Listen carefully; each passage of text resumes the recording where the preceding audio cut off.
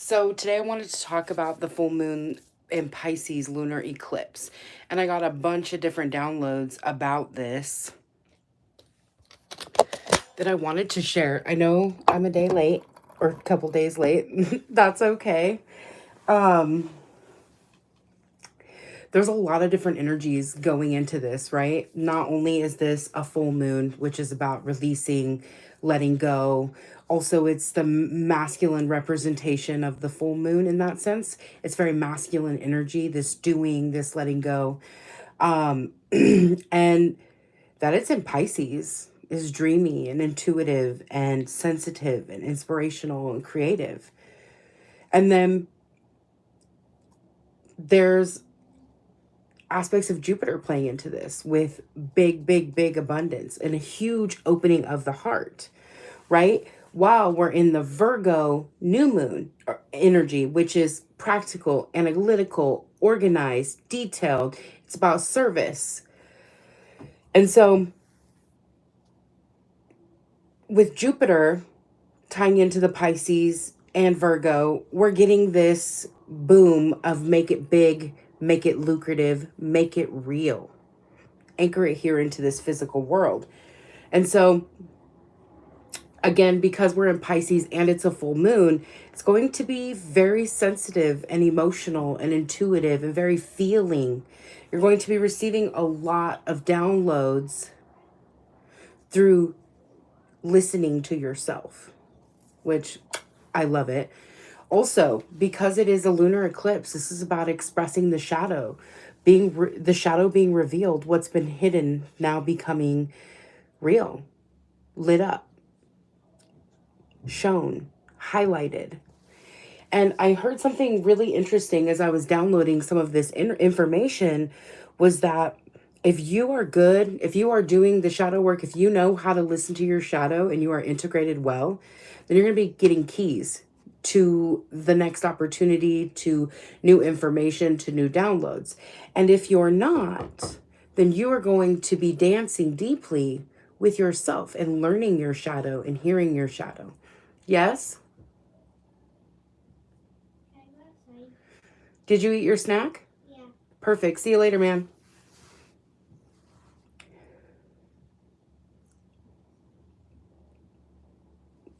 So, which is interesting to me because there's going to be a focus on air, earth, and water sign.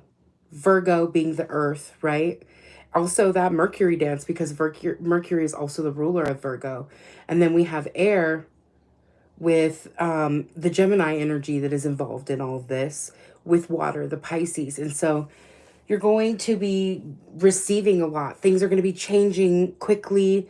It's funny though, because what I heard today specifically was that while there is immense changes going on for you in the spiritual, things in the physical look slow. But remember that when that is happening, so many things are shifting. And once that lands, then boom, it will switch the other way and things will slow down spiritually and you will start taking action or receiving action in the physical. Things will speed up in the physical. And so all a part of the process. Now, I wanted to get into some of the energy here. I wanted to do a reading for it. One of the things I really wanted to know was big theme, big picture. What is this Pisces lunar eclipse bringing as an energetics? We have hive mind.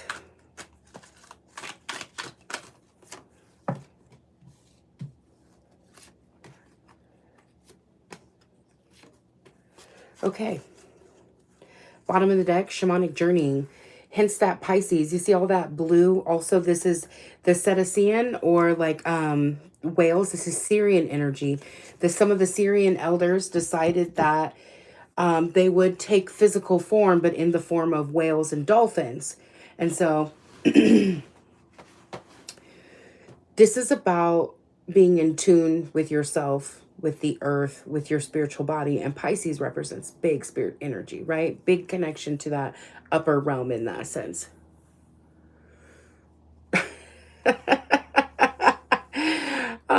guess you could say that in a way. Harry Potter was absolutely a part of my growing up years, but personally, I did not get to go to Hogwarts. Did you? Okay. The energy being brought with this full moon eclipse is hive mind with spiritual commitment. And so hive mind to me represents unity of minds, right? Working together as the collective, as a collective to upgrade the planet, upgrade ourselves, care and provide for ourselves and each other. Oh, thank you. Thank you, Crystal. You're so kind. Um, Tyrant Preacher, would you consider yourself a believer in reincarnation or the afterlife? Absolutely. So, reincarnation, no, because time isn't linear and everything is happening at the same time. But do I believe that I am on other timelines at the very same time that I'm on this timeline? Yes. And I have had the opportunity to experience that in many, many, many ways.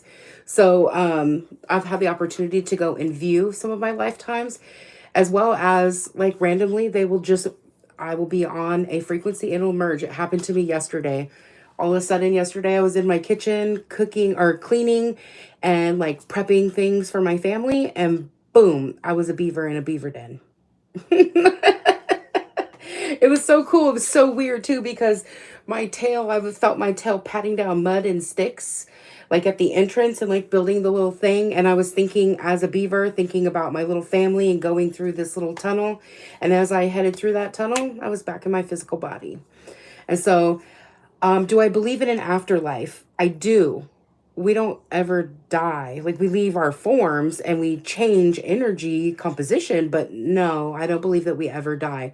Also, I've had the most amazing experiences as a medium and was privileged with going to what we consider heaven, which to me is known as the Arcturian dimension.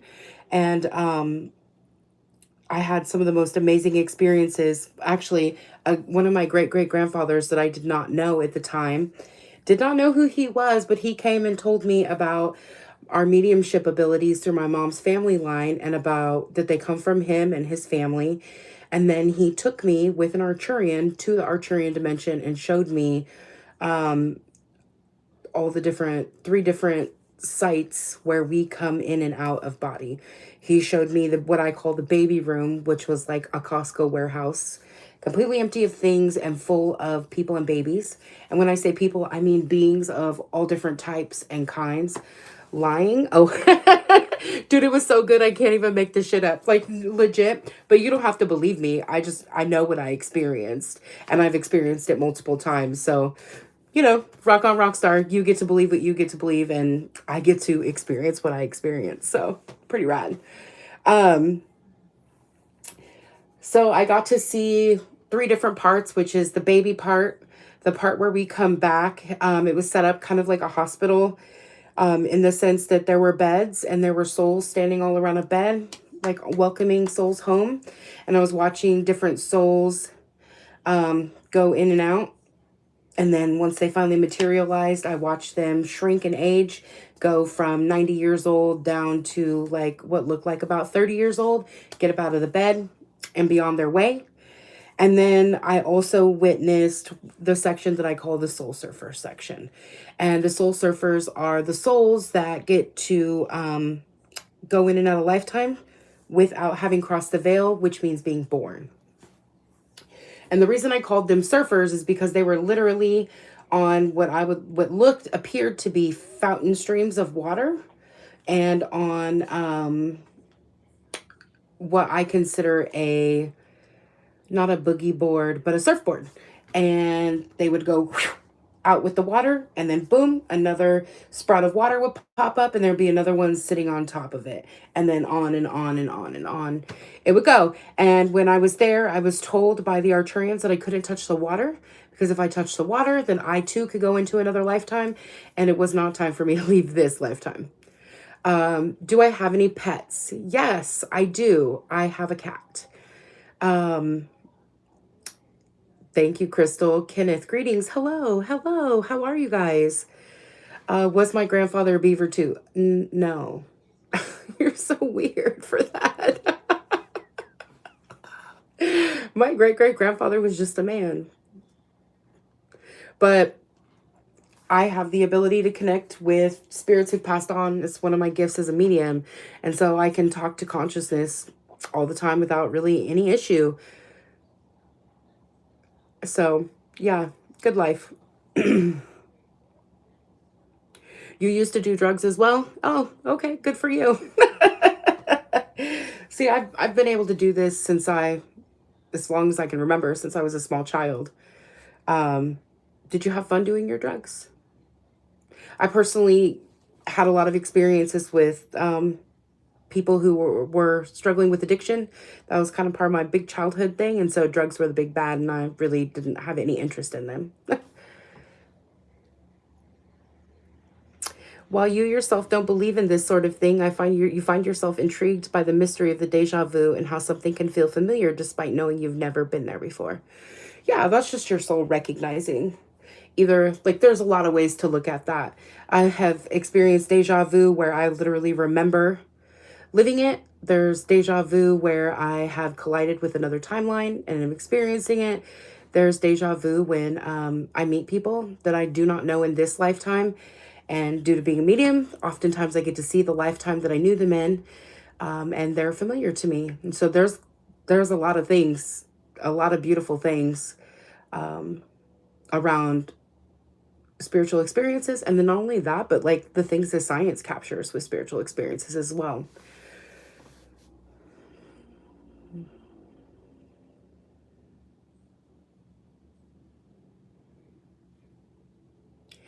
Yeah, like spirit, when I was little, I asked spirit, why are we how we are? Why do we like what we like? Why do we not like what we don't like? And one of the best explanations one of my spirit guides gave me was that you're the sum total of all of your experiences. And so I was little, maybe, I don't know, 6 or 7, and spirit took me and showed me why I had preferences by going through the different timelines and lifetime experiences that I've had.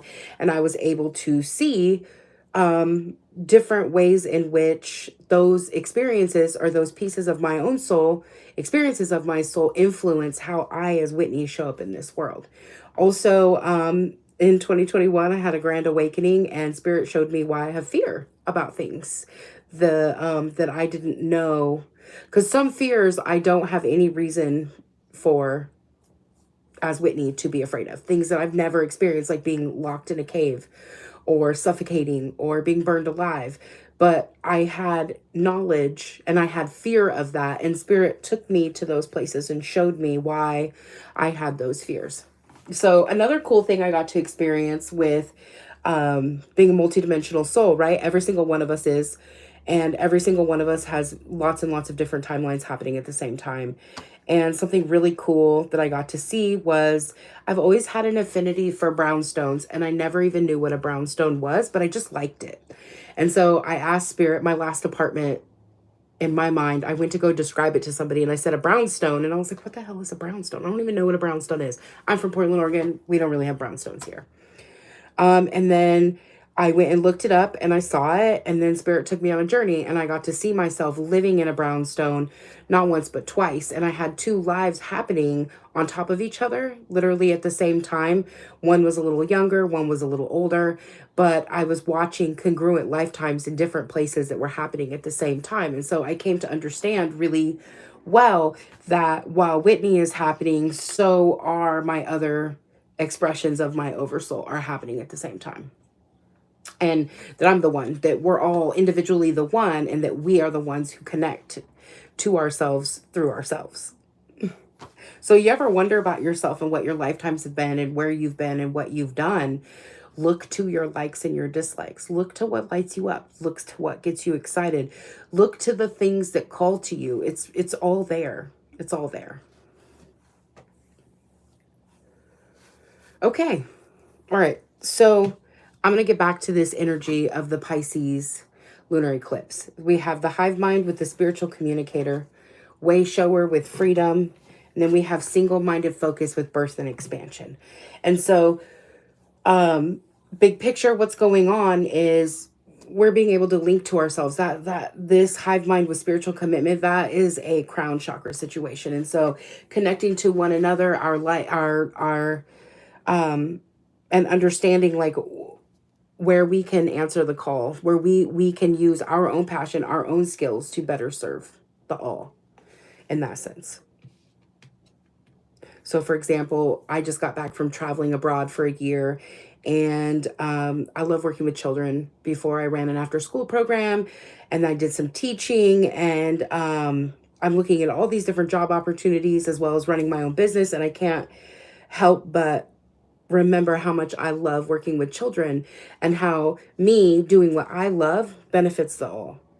And so every person has some aspect of this in whatever it is you're doing, right? Like maybe you're an architect or a builder and you love to build. Well, as you love to build, you're building homes and communities and businesses for people to work in. That's benefiting the all, right? Way showing with freedom. So basically, as we each individually show up as our authentic selves, doing and being who we are and doing what we love, we're showing anyone else who's looking or paying attention or listening that they too can do that. Also, subatomically, you're holding a vibrational space of authenticity. And through you doing that, others who can feel that and are sensitive to that and are answering that call can anchor into you as well. And then single-minded focus with birth and expansion. So, I mean, I feel like that is super plain and simple. We're dedicated to our mission work. Our mission work is the promise, the things that we focused ourselves on before we came into body to do as work for ourselves. So it's not some like big, huge, fate or destiny. It's just what you chose to work on, what you love. And we're all working together now on some level, wherever we are, to do literally that. No, I don't think anybody is cursed in that sense. Virgos are not just cursed. Jogs robbed you of your personality. Yeah, they can do that, right? Like that's the thing, especially when we're looking at man-made drugs, particularly. No. I don't think Virgos are cursed. I don't think there's any. Everybody thinks Geminis and Scorpios are cursed, and I don't buy into that. I don't buy into that at all. I think that some personality types are much more socially accepted than others. And Virgos can be very organized. They can be blunt and direct. They can be pushy and a little neurotic. And I think that that is in every single human being, but that it's easy to pinpoint someone or a certain group and be like, that's bad, right? Just the way Scorpios can create change and they love to dive so deep. And they love to tell the truth and they have this mystical way of doing it. And people love to make them the bad guy because they'll come in and burn, quote unquote, energetically burn that shit down by telling the truth or being the person who interrupts and says, this is wrong, I'm not doing this. And people don't like that. The same way with Gemini. Gemini can be flighty and they can be all over the place and they can be really anxious, but also they're really creative and fun and they're interesting and they know a lot of things, or they know a little bit about a lot of different things. And they're really good friends and they're creative and passionate. And I think I already said that, but people typically don't like them because they change their mind all the time and they're willing to say things that other people aren't willing to say. And they don't really care that they hurt your feelings because they were bored and they moved on to the next thing, next person, next situation. And so it's just about, like, I think a lot of this flack comes from not being socially acceptable or socially desired traits. Where if we don't have people who are willing to tell the truth and we don't have people that are willing to shake things up and make things uncomfortable, we would never change, and change is so required. Oh, thanks. I have spent a lot of my life learning about these things. They fascinate me. This wasn't really popular. I'm almost 40. And so all of this was not popular when I was a kid the way that it is now. And I love how freely I can talk about these things now and people don't get really scared. Or, I mean, I still get people who try to tell me I'm lying or I'm wrong or I'm making it up or it's not real. And that's fine because everybody gets to feel how they want to feel, right? Everything is valuable in that sense. But it's really rad to have an audience who wants to talk about it. So thank you so much for your compliment. I appreciate you. Also, if you guys want to follow me, I'm on TikTok, Miss Whitney B.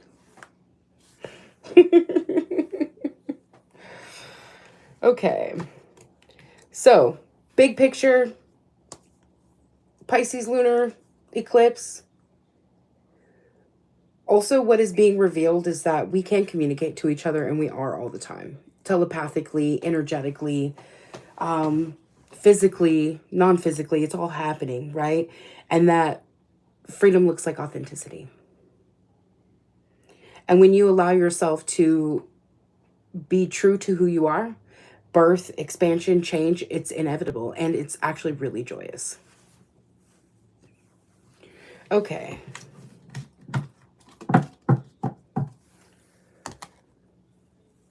Let me see. What else were we going to talk about with this new moon? What's being revealed? That's something else I would like to know. What is being revealed with this Pisces lunar eclipse?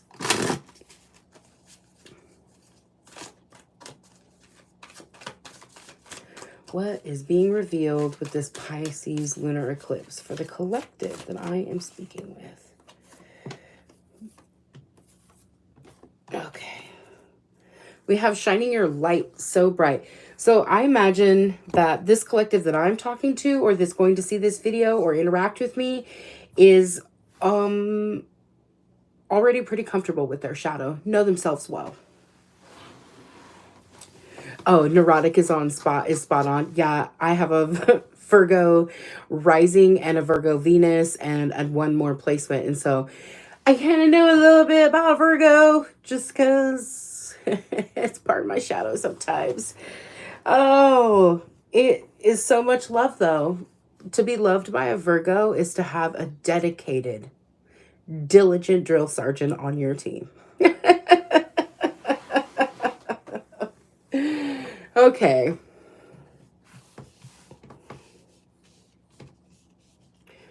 What is being revealed? Do I do shadow work? I absolutely do. I 100% do. But what I love about shadow work and the way that I practice it is that it actually just looks like loving radical, total, radical self-acceptance and love.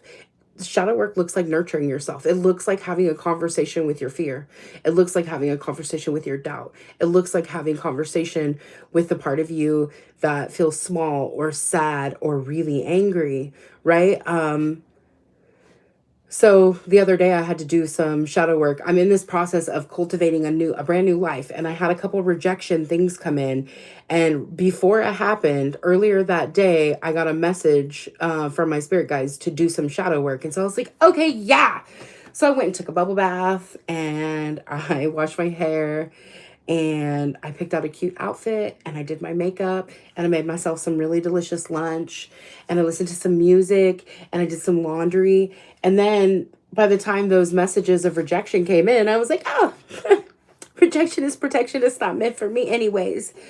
And so the shadow work can look so many ways. I think that people like to make shadow work look scary because I think a lot of people are afraid to confront our shadow, right? The deepest parts of yourselves, the parts of ourselves that we reject and that we deny. Girl, them demons ain't buried. They're right there. They're with you all the time. It's just like learning how to embrace it. Thank you. I lived where you were for so long. Like it's only been in the last 3 years since I had another grand spiritual awakening that I actually really started getting good at doing my shadow work. Because really, it looks like loving yourself. It looks like saying your affirmations. It looks like holding yourself. It looks like giving yourself time to cry when you need to cry. It looks like journaling. It looks like feeling your pain, right? Like when situations, you ever been in a situation where A shadow comes up, like say you have some mother wounds that haven't been healed, right? And you have a relationship with your mom now and you're doing a great job. And then one of the old wounds comes out. It gets triggered and it like rears its ugly head. And my instant reaction was like, no, don't feel that way. Don't say that. Don't be like that.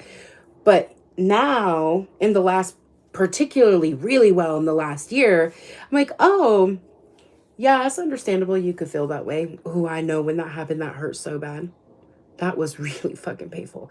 No, I don't ever want to live like that again. Yes, it did work out in the end. In that moment, I was so hurt. Am I still carrying some of that hurt? Yeah, I think I am.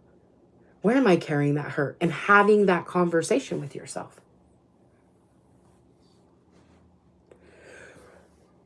Learning how to understand yourself is learning how you work through things, learning how you do things, learning how you run, how you face yourself, where your bravery is, where your courage is, where your sadness and your pain lie, where your romanticism is. Like learning yourself is one of the hugest parts of of shadow work, because all you're doing is giving yourself time and attention and understanding and acceptance. Just because you understand and accept that that's how you felt does not mean that you're going to choose to lash out and show up in a different way or show up in the same way that you once did. Like that's the beauty of the learning and the growing, is you can see yourself, you can honor yourself, you can honor the child inside of you that is crying because it is in pain in that situation. And you can be the loving, nurturing adult that aspect of you needed when you were that child. That is reparenting yourself. And that is another huge key of shadow work. And thank you. Thank you so much for honoring my bravery and my courage. It's not always easy. And sometimes I still run too. But I've learned that running from it doesn't change it at all. It's when I can sit down and face that and sit with myself and love myself anyways, particularly when I feel guilty or shamed or afraid or uncomfortable or unloved. I can look at myself and say, I see you. It's okay that you feel that way. Also, let's acknowledge all these other amazing things about me that are because of the choices that I make and how I think and how I feel and how I move from my heart. Okay, what is being revealed?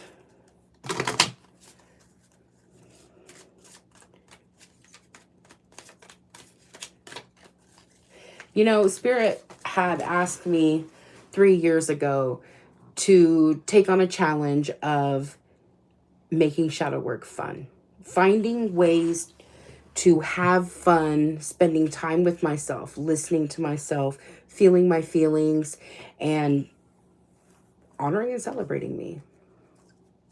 And so that's something I would encourage you, if that's something you're interested, to wonder about what that can look like for you.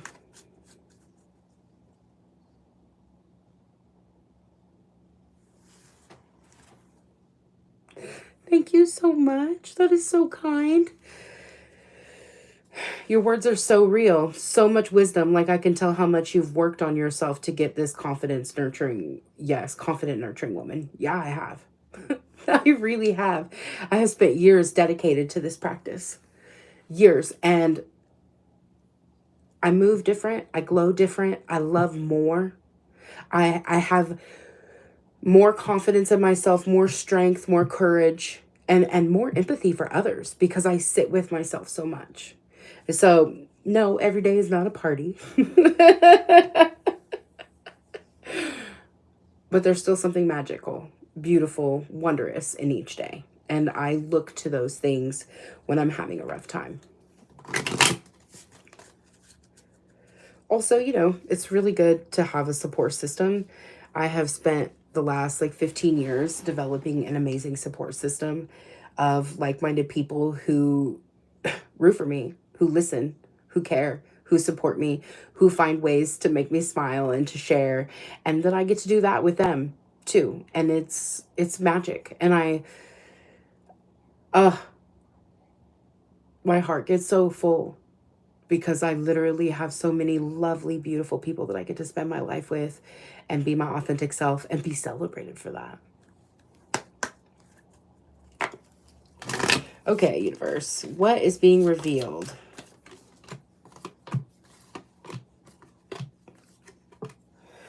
Okay, inner temple. So this Pisces new or full moon eclipse is bringing us back into the portals of our own heart. So earlier I talked about a huge heart expansion, and like this is helping us to kind of bring that out and anchor into it in a new way. We have life force energy with Rama, where you're being called to journey. So what's being revealed is the way that your passion takes you where you want to go. When you step into that level of authenticity, you just can't deny yourself. It's like, oh, yes, I want that. Let's go do that. And then you just immerse yourself, and your heart is so open, so free, so faithful in yourself because of the connection that you built with yourself that you trust. And you just like, go for it.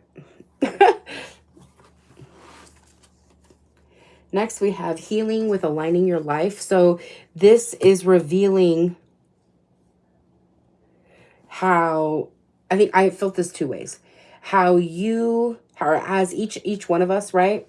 As we become more of who we are, we literally heal ourselves and everybody around us, right? Just by speaking your authentic truth, you are sharing and impacting people. But also, how much more easy it is to feel when something isn't right, isn't aligned, doesn't light you up, and how much easier it is to listen to that. Like for me, my impulsivity has gone down so much because I'm not so seeking to comfort myself through impulsive actions the way that I used to. That's personal growth. Next, we have keepers of the earth with our ancient future. And so, this feels like one of those kind of key type situations where you're getting downloads from your own ancient wisdom and from the ancient wisdom of this earth. Your ancestors, your guides, spirit beings. Like if you're a medium like myself and can communicate with animals, I feel like the entire universe is talking to you right now and you can hear them. Pisces and its sensitivity and its intuition has lit everybody else up, everyone up, so that we can hear it. Definitely being guided by ancestors too. I see like ancestors pulling strings, moving people, places, situations in. It's also like I keep seeing like them opening you up, putting light on you to open you up, to be able to see the opportunity, to be able to see the situation and go for what feels right to you. And I'm hearing discernment, knowing when something is not right for you and leaping when something is. Next, we have trusting the niggle with gracious receptivity. So trusting the niggle is about intuition. And then receptivity is about receiving that feminine energy, right? And so this is what I'm saying with that Pisces is sensitive, receiving, open, able to receive and hear your intuition so well. So then that leads to, in my mind, to then inspired action. When you can see, receive, feel what feels good to you, what is aligned, what's the next opportunity or the opportunity you want to take, then it makes taking inspired action easy. And Bashar always says, milk it, follow it. You live off that passion. If it lights you up and excites you, get as much passion and fun out of it as you absolutely can. Next, we have birthing a new age with home. And so this is about creating a life and an extension of that, a society, a culture, a planet that actually feels like home, because the way we're living does not, at least to me, does not feel aligned, does not feel like the best way or the most integral way we could live. And so through all of this authenticity, we're seeing what does actually feel right to us and how we can take action and show up as those leaders in our own lives to create these changes.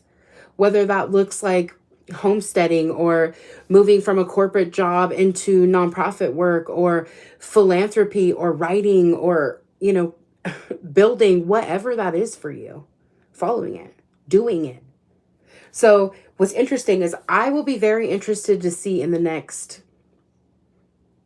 3 to 6 months to a year, how many people completely change their lives, completely start new professions, go back to school, do the things, because we're just building and building and watching it happen all the time. It's really amazing. Yes, traveling. Yes, I did that last year. I went for so long all over Central America and had an amazing, fantabulous time. I highly recommend it. Changed me. I went alone without my family. I went with one of my besties and we just traveled all over Central America.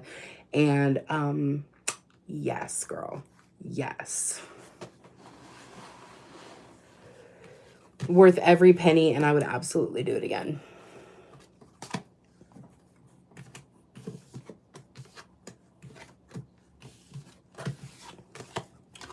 Okay, that was what's being revealed.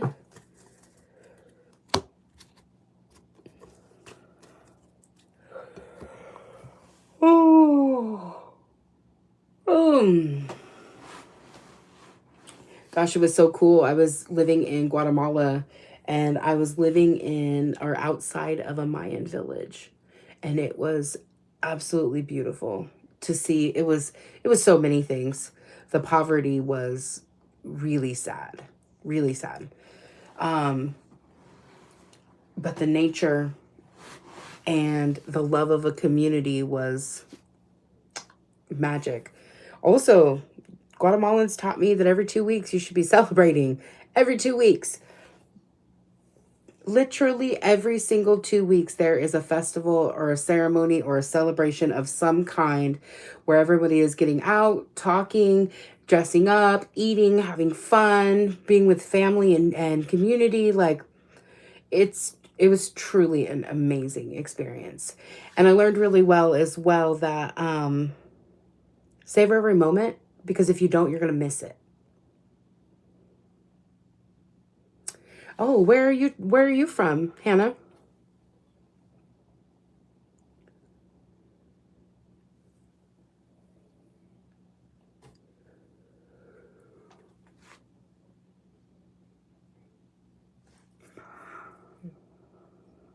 Yeah, I would love to come visit Egypt. I have many visions of the Nile and of worshiping back in the time of Isis.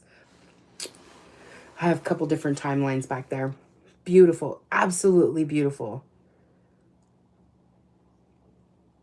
Where would you like to travel to?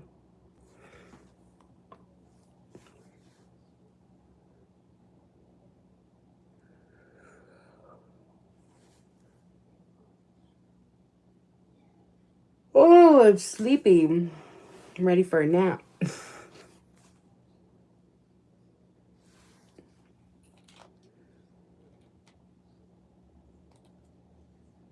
Oh, Sri Lanka. Yeah, beautiful. I would like to go there as well. I would like to go all over the place. I'd like to visit Tibet. Some of my family migrated from Tibet to Indonesia, and then in the 40s traveled, or 50s, excuse me, traveled to the US. I would really like to go and visit and see the beauty. There's so many gorgeous places. I like to go to Thailand and Laos and Vietnam.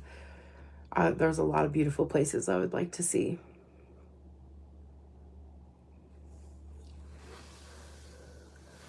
I got to spend some time in Costa Rica last year on the Caribbean side, and ooh, it was so hot. It was so hot, but it was so beautiful. The water is like a bath. And all the wildlife. I got to drink coffee in the morning on the porch and watch toucans and see armadillos and baby sloths and the most beautiful and amazing colored frogs. I highly recommend.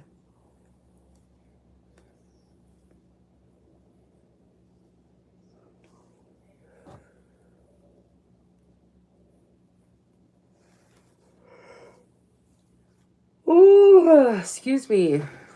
All right, beautiful being. Thank you for our conversation and for hanging out.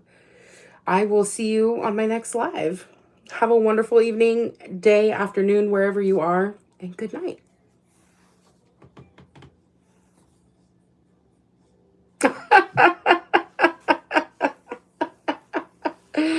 Yeah, it's like 3:30 in the afternoon here, but I will see you soon, beautiful being. Have a wonderful rest of your evening or your morning. Have a fabulous day.